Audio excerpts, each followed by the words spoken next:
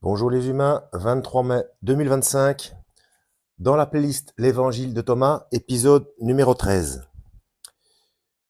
Alors, bienvenue si vous êtes nouveau sur la chaîne, ne vous fiez surtout pas à une seule vidéo, allez voir mes playlists, je traite de tout un tas de sujets très différents. Je rappelle que cette playlist, L'Évangile de Thomas, sera mise en description de cette vidéo et qu'elle n'apporte strictement rien au salut. C'est simplement pour permettre de comprendre ce qu'il en est. J'en fais la lecture au lieu des vidéos que vous voyez sur YouTube où ils en parlent de manière très succincte et où vous n'avez aucune information euh, en tant que telle.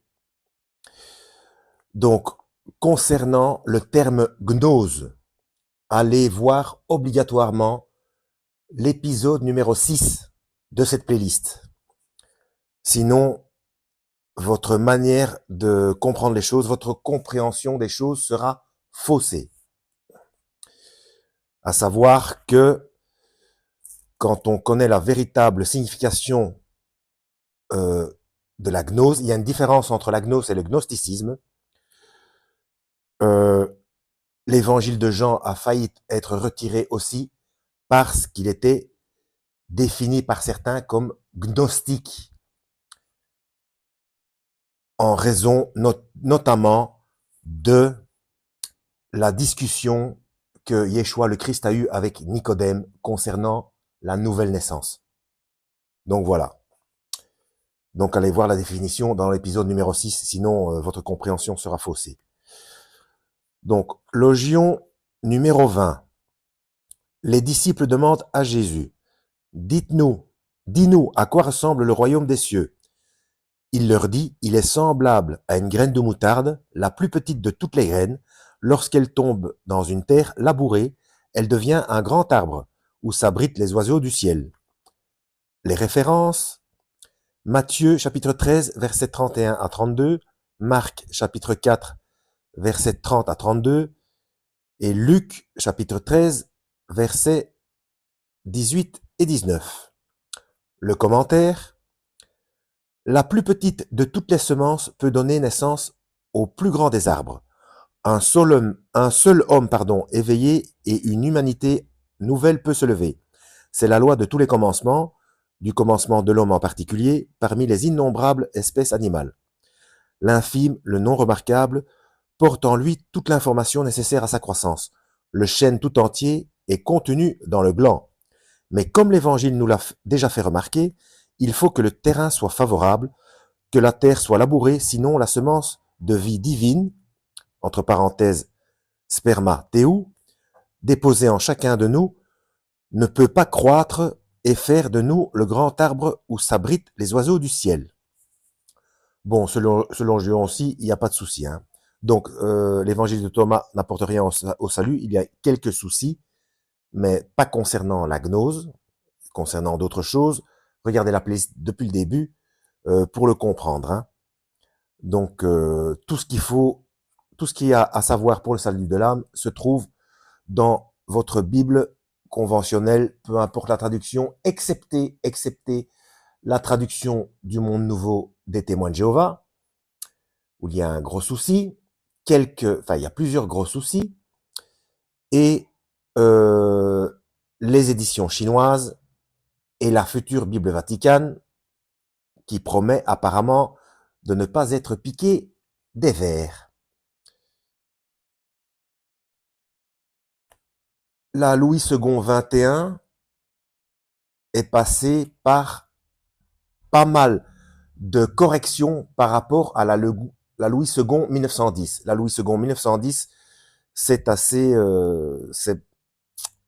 elle est, je vais pas dire qu'elle est catastrophique, mais bon, la Second 21 est largement mieux et qui plus est, étrangement, je dis étrangement parce que moi je n'avais jamais vu ça, elle est à très bas prix, à 2,50 € et elle a commencé à être très vendue lors de la pandémie, donc c'est bien la preuve que Dieu veut que tout le monde puisse s'informer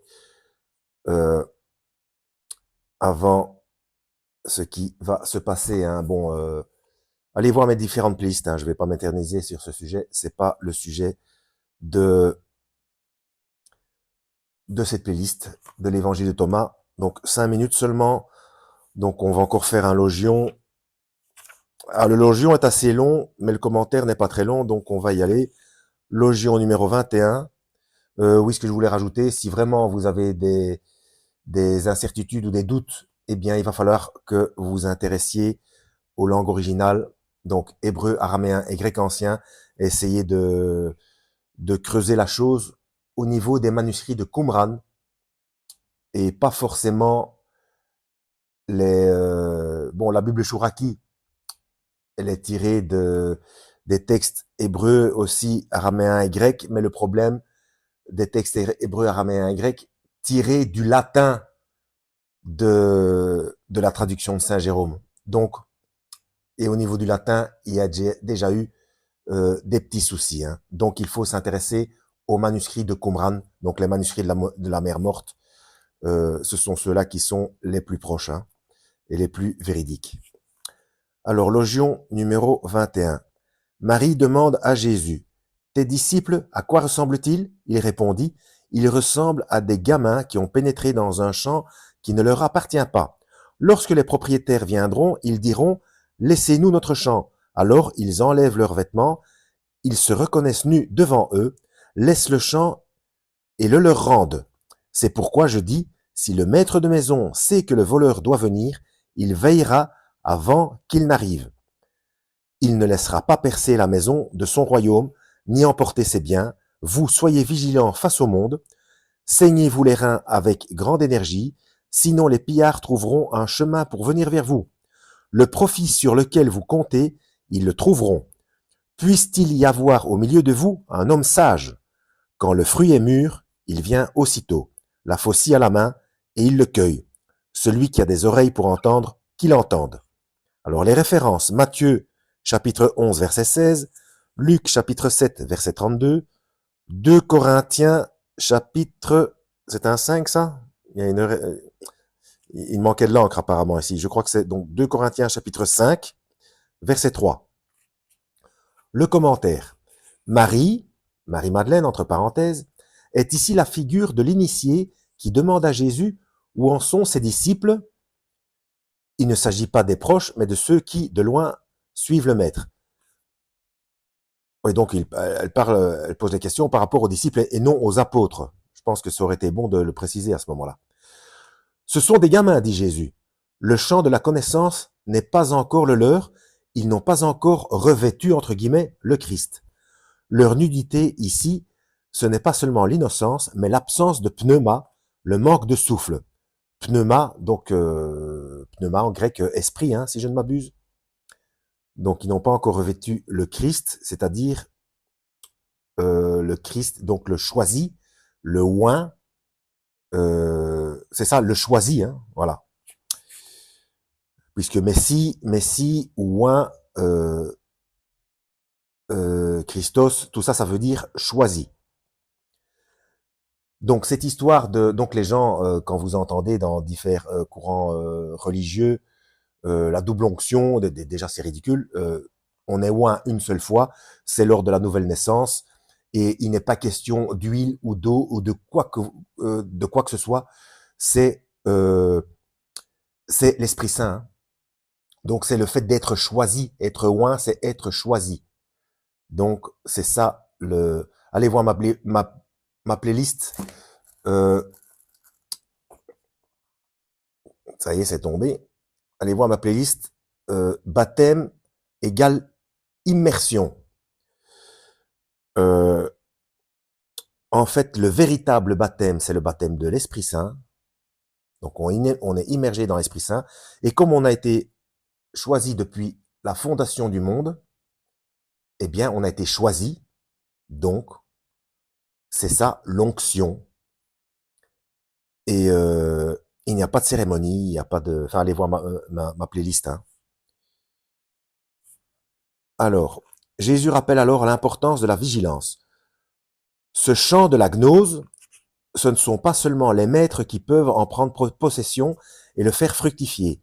Il y a aussi des pillards, des voleurs, entre parenthèses, les passions, les pensées perverses, les jugements non fondés, autant de maladies de l'intelligence qui peuvent détruire ou empêcher la véritable connaissance. Par la vigilance, l'attention, les gamins pourront mûrir, devenir sages. Ils récolteront alors le fruit qui leur est promis. Ils ne seront plus étrangers dans le champ de la connaissance. Ils seront maîtres avec le maître, fils avec le fils. Voilà, ça fait une dizaine de minutes. On va s'arrêter là. Donc, je le dis encore une fois, concernant la gnose, le mot gnose, il faut absolument, pour comprendre ce qu'il en est, ne pas écouter ceux qui vous font croire que c'est de la sorcellerie, etc. Alors, si vous regardez dans le dictionnaire, gnose, ça veut dire simplement dire connaissance. C'est tout. Hein. C'est un mot qui a été galvaudé, qui a été... allez voir ma playlist perversion des codes de Dieu. Hein. Donc, épisode numéro 6, pour avoir la véritable définition de la gnose. Et comme ça, vous pourrez comprendre quelle était la véritable accusation concernant ceux qui ont volé le, comment dire, enfin, qui ont volé l'autorité et qui ont fait de l'enseignement du Christ une doctrine, une religion. Hein. Voilà, tout simplement. Alors que Yeshua, je le répéterai jamais assez, les seules fois où il utilise le terme, le verbe convertir, c'est convertissez vos cœurs. Il n'est pas venu apporter une religion. Non. Il faut changer d'attitude, regretter. Donc se repentir, c'est regretter son ancien état et changer d'attitude. C'est ça le terme repentez-vous. C'est pas complet en français. Hein. Voilà. En espérant avoir été utile. À la prochaine. Lisez la Bible et que Yahweh vous guide.